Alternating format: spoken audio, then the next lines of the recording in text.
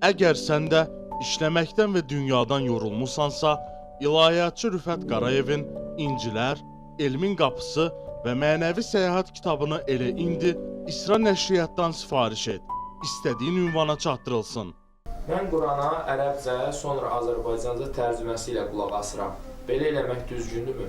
Əlbəttə ki, düzgündür. Qurana ərəbcədə qulaq asın, tərcüməsinə də qulaq asın, tərcüməsini də oxuyun və ən gözəl olanı Quran-ı Kərimini ərəbcə özünüz oxumağınızdır. Mənasını başa düşməsəniz də Quran-ı Kərimi ərəbcə oxumağınız mütləq mənada sizə bir savab, fəzilət verəcəkdir. Misalını da deyim ki, bir gün ata evladına kömürlü bir səbət verir. Həmin səbəti verir ki, evladım bu səbəti götür, get su doldur gətir. O da gedir suyu doldurur, elə sudan ayrılmamış səbətdəki su yerə boşalır. Təkrar gəlir ki, bəs boşdur, deyir bir də get, bir də get. 200 dəfə övlad gedib su gətirdikdən sonra kömürlü səbətin əvvəlki halı ilə sonraki halını göstərir. Övladım, hər nə qədər bu səbətin içərisində su qalmasa da, amma o su səbətin içərisindəki olan o qara kömürün hissini, tozunu, çirkini təmizləmiş oldu. Əslində biz Quran-ı Kərimi oxuyarkən mənasını anlamasaq belə o Quran-ı Kərimin ərəbcə elə bir ecazı, elə bir sir və hikməti vardır ki,